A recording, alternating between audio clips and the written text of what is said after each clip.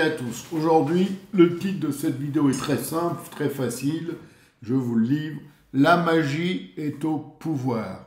On a un président de la République qui dit, c'est lui qui l'a dit, c'est pas moi, je promets des investissements supplémentaires sans augmenter les impôts.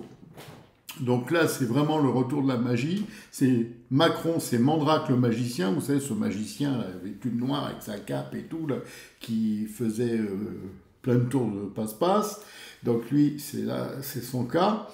Et il nous dit en plus, la menace russe est là et touche tous les pays d'Europe. Ben voyons, qui c'est qui a vu ça à part lui? Je ne sais pas. Et on a eu le droit au sempiternel discours socialiste et moralisateur sur la paix et la patrie, dont par ailleurs ce gouvernement dénie tous les droits. Parce que tu n'as pas le droit d'être patriote en France, hein. C'est pas bien. Parce que si tu es patriote, c'est que tu es d'extrême droite. Attention. Donc si tu es d'extrême droite, c'est que tu es raciste. Attention. Donc tu vois, c'est pas bon. C'est pas bon. Alors on a aussi un autre magicien, parce que c'est un gouvernement de magiciens, ce gouvernement Macron.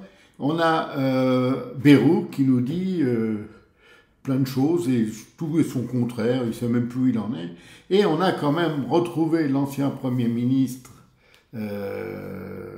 qui nous dit, hein, je dis l'ancien parce qu'il ne va pas durer longtemps, la sécurité européenne, nous sommes forts et nous ne savons pas. Et bien ça c'est fort, hein, de ne pas le savoir. Et ben voilà. Il pourra toujours se reconvertir Bayrou au cinéma dans les films du genre Gaudriole ou Gros Comique, là, je ne citerai pas de nom. Alors, je dirais que la petite citation personnelle, la France est donc devenue la piste aux étoiles, ou redevenue la piste aux étoiles, mais sans les lumières des astres, et c'est donc en fait la piste au désastre. Point à la ligne.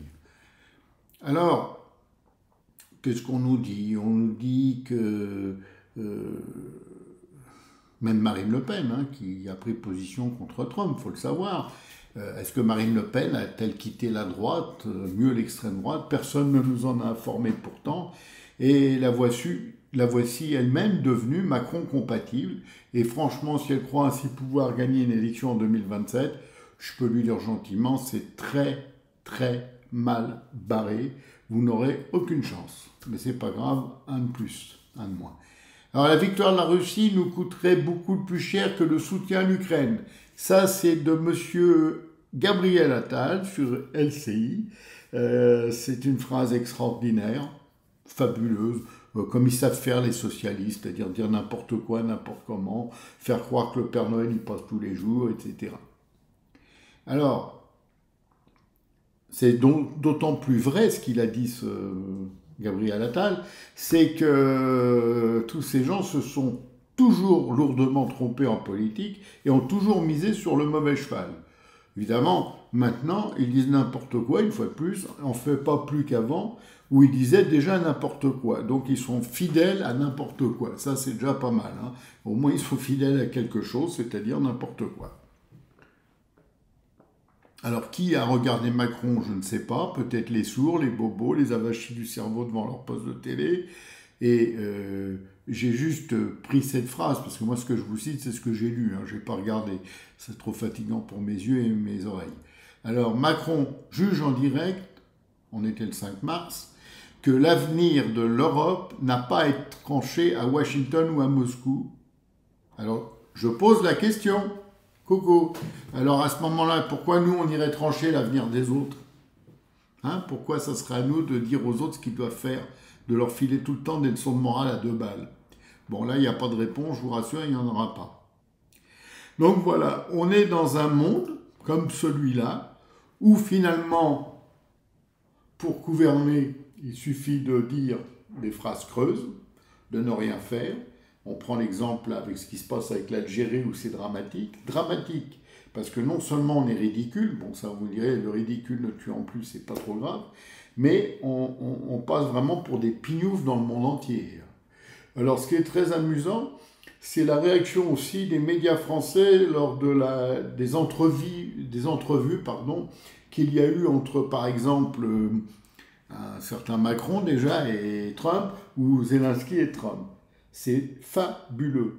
C'est vraiment à garder pour faire l'école de journalisme, pour expliquer aux journalistes comment on ne fait pas du vrai journalisme dans ce pays. Parce que là, c'est n'importe quoi.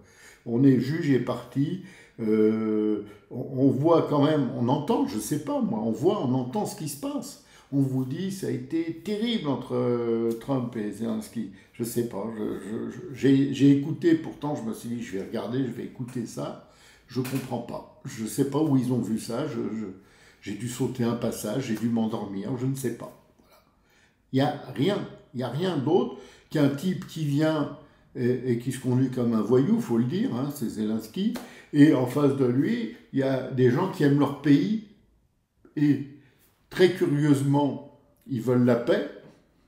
C'est curieux pour nos médias français, hein, qui veulent la paix, alors qu'on a, nous, notre président qui veut la guerre, qui se voit bien hein, en maréchal Ney ou je sais pas quoi, en train de monter les troupes vers Moscou.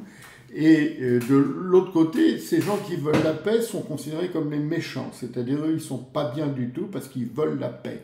Et ça, c'est pas bien. D'accord? Et ils vont peut-être imposer la paix même. Alors ça, s'ils arrivent à faire ça, c'est très grave. Très, très grave. Hein. Parce que là, d'abord, si Trump il arrive à faire signer une paix aux Russes et aux Ukrainiens et que cette paix soit respectée, comme on dit, là, c'est pas bon pour notre Macron national qui, lui, va se retrouver vraiment dans une situation des plus inconfortables. Vous me direz, il s'en fout. Alors, c'est pas grave, il est insubmersible. Donc, on est dans un système où, clairement, le blanc est devenu noir, le noir est devenu blanc, je ne vous fais pas le détail de tout le reste, et ça marche comme ça fonctionne comme ça, tout le monde s'en fout, c'est bien, c'est bon, on vous dit n'importe quoi à la télé, des phrases pas possibles, des trucs, des inventions, les titres des journaux de télé, d'abord je ne les regarde même plus parce que c'est trop fatigant. Il faut être costaud hein, pour regarder la télé en France, hein, parce que les journaux de télé, ils sont au ras des pâquerettes, les journalistes, ils sont au ras des pâquerettes, l'information n'existe même plus. Hein. L'information, c'est quoi au fait? On ne sait pas, mais pour eux, ça n'existe plus. Eux, c'est de la propagande.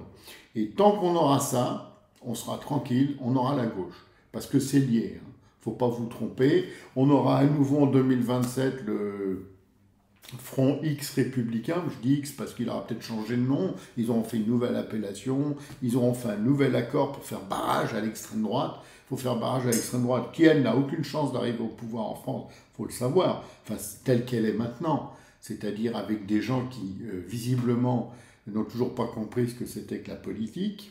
Hein, je le dis, je m'en fous d'être contre tout le monde, de toute façon, ça ne changera rien, puisqu'on ne nous écoute pas, tout le monde s'en fout, et que ça continuera de plus belle.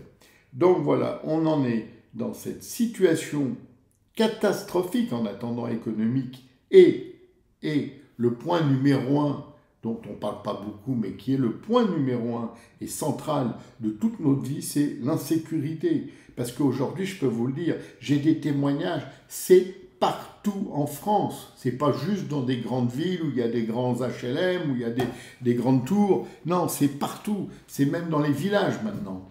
Et ça vient évidemment, il ne faut pas le dire, hein, sinon on est raciste, attention, c'est pas bien ça. Donc ça vient de, comment dire, d'une certaine diversité, puisque c'est les mots à la mode qu'il faut employer, la diversité. Hein, la diversité, ça c'est pas raciste, c'est bien.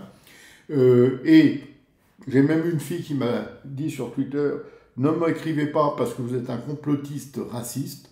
Ça m'a fait plaisir parce que je me suis dit, après tout, il vaut mieux être complotiste raciste déclaré et que d'être aveugle sans le savoir, hein, et sourd en plus. Donc moi ça va, pour l'instant ça j'arrive encore à bien entendre, à bien comprendre, à bien voir. Alors tous ces gens-là, ils sont dans une sorte de sphère fermée, dans un blocos de la pensée, et ce sont eux les vrais fachos, ce sont eux l'extrême droite en fait. Hein, toute cette bande-là de LFI et compagnie, là, qui sont haineux, parce que le principe numéro 1 c'est la haine, hein.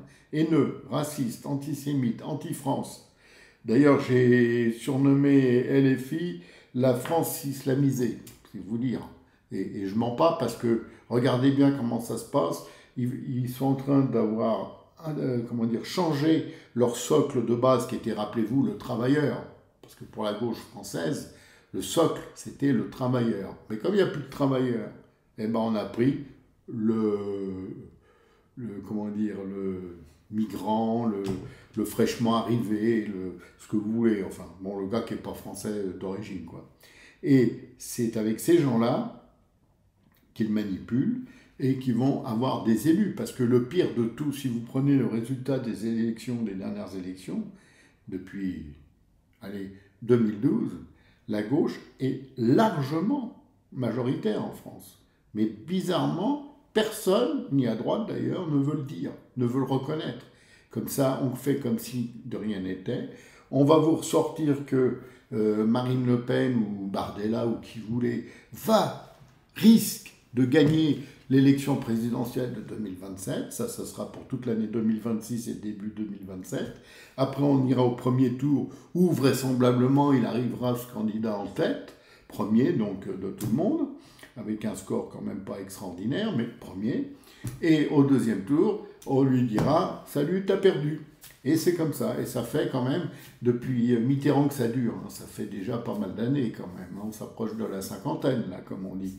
Et ça continue de plus belle. Et les gens sont là à ne rien comprendre, ne rien apprendre, ne rien voir. Parce que, en fait, ce qui se passe, c'est visible.